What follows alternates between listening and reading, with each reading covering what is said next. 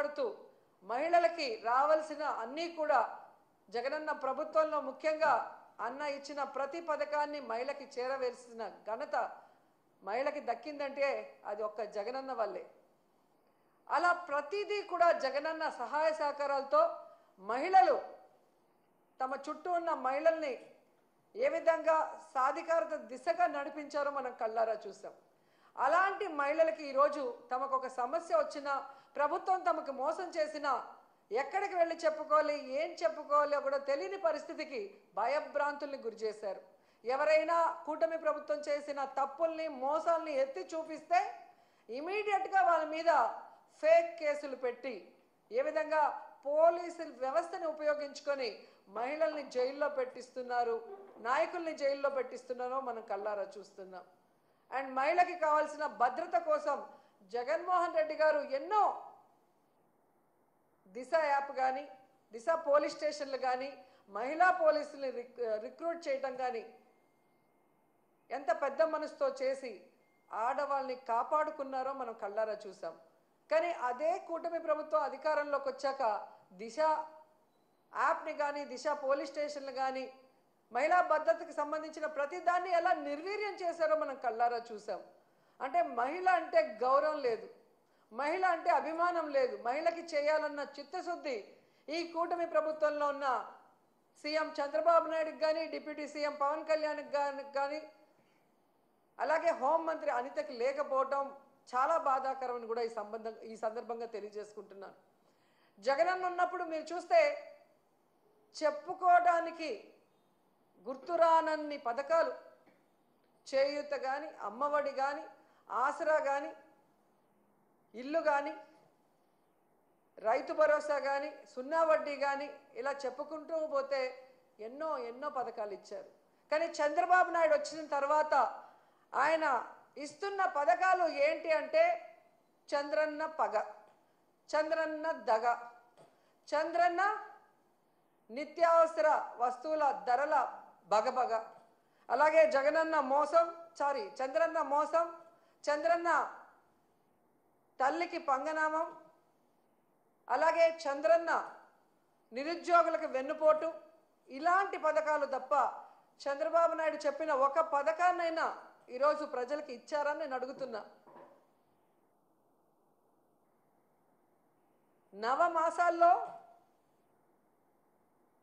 నవ మోసాల్ని నారావారు తీసుకొచ్చి ఈరోజు ప్రజలకు అందిస్తున్నారు.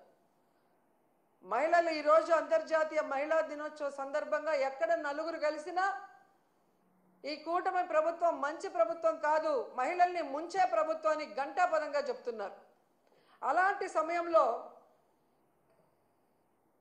చంద్రబాబు నాయుడు గారు ఆయన ప్రభుత్వం ఈరోజు మహిళా దినోత్సవాన్ని రాష్ట్ర వ్యాప్తంగా ఘనంగా చేయండి అని చెప్పడమే కాకుండా ఆయన పాల్గొంటున్నాడన్న విషయాన్ని కూడా ఇప్పుడే తెలిపారు. ఈరోజు ఆయన నేను సూటిగా అడుగుతున్నాను. మొన్న ఏదో మీటింగ్లో ఆయన చెప్పాడు, డైరెక్ట్గా కానీ ఇండైరెక్ట్గా కానీ వైఎస్ఆర్సీపీ వాళ్ళకి ఏ పని చేయొద్దని. అయ్యా చంద్రబాబు, మీరు వైఎస్ఆర్సీపీ వాళ్ళకే కాదయ్యా, టీడీపీ, జనసేన, బీజేపీ ఎవరైతే మీకు ఓట్లేశారో మీ కూటమి ప్రభుత్వం మహిళలకు కూడా మీరు ఏం మంచి చేసింది లేదు, వాళ్ళని కూడా మీరు నట్టేట ముంచి మోసం చేశారు అన్న విషయాన్ని ఈరోజు వాళ్ళు గుసగుసలాడుకోవటం వినమని కూడా ఈ సందర్భంగా తెలియజేసుకుంటున్నాను. అండ్ ఈరోజు సిగ్గు లేకుండా ఈ కూటమి ప్రభుత్వం తెగ ప్రచారం చేసుకుంటుంది పచ్చ ఛానళ్లలో. కూటమి ప్రభుత్వం అంట మహిళా సాధికారత కోసం ఎంతో కృషి చేసిందంట. అసలు మహిళా దినోత్సవాన్ని జరుపుకునే అర్హత ఈ కూటమి ప్రభుత్వానికి ఉందని నేను అడుగుతున్నా. అసలు మహిళా సాధికారత కోసం మీరు ఏం చేశారో చెప్పండి. ఈరోజు రాష్ట్రంలో చూస్తే ప్రతి గంటకి 70 మంది, ప్రతి రోజుకి 70 మంది మహిళలు, వృద్ధులు, చిన్నపిల్లల మీద అఘాయిత్యాలు జరుగుతున్నాయి. గంటకి 3 మీద మీ పోలీస్ రికార్డ్సే చెప్తున్నాయి. ఇదేనా మహిళా సాధికారత? మహిళలు రాజకీయంగా ఎదగాలని జగన్మోహన్ రెడ్డి గారు ఇచ్చిన 50% రిజర్వేషన్ని మహిళలకి ఎత్తేశారు మీరు. ఇదేనా మహిళా సాధికారత? మహిళల రక్షణ కోసం దిశ యాప్, దిశ పోలీస్ స్టేషన్లు, మహిళా పోలీసుల్ని తీసుకొస్తే వాటిని మీరు ఎత్తేసి ఈరోజు దీన్నే మహిళా సాధికారత అంటారని అడుగుతున్నాను. ఎంత సిగ్గుచేటంటే ఈరోజు 6 ఏళ్ల నుండి 60 ఏళ్ల వరకు అందరు మహిళల్ని మోసం చేశారు. ఇదేనా మహిళా సాధికారత? దాదాపుగా 50,000 పైగా బెల్ట్ షాపులు పెట్టి ఈరోజు ఆడవాళ్ల పసుపు కుంకాలతో చెలగాటమాడుతున్నావు చంద్రబాబు నాయుడు. ఇదేనా మహిళా సాధికారత?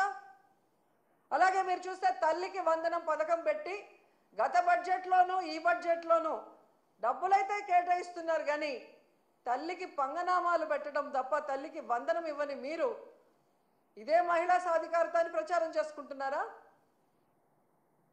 ఎంత ఘోరం అంటే ఈరోజు ఎస్సీ, ఎస్టీ, బీసీ, మైనారిటీ వర్గాలకి చేయూతని జగనన్న ఇస్తుంటే దాన్ని కూడా ఆపేసి మీరిస్తానన్న 50 సంవత్సరాలకే పెన్షన్ని కూడా ఎగగొట్టడమేనా మహిళా సాధికారత అంటే?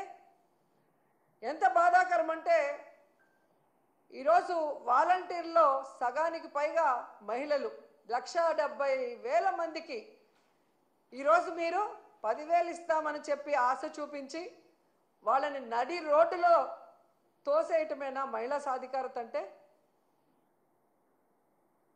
ఎంత బాధాకరం అంటే అసలు ఈరోజు నిరుద్యోగ మహిళలు ఉద్యోగం వస్తుంది లేదా నిరుద్యోగ వృత్తి 3,000 వస్తుందని ఎదురు చూసిన వాళ్ళని వెన్నుపోటు పొడవటమేనా మహిళా సాధికారత అంటే? అసలు ఆడపిల్ల అంటే మీకు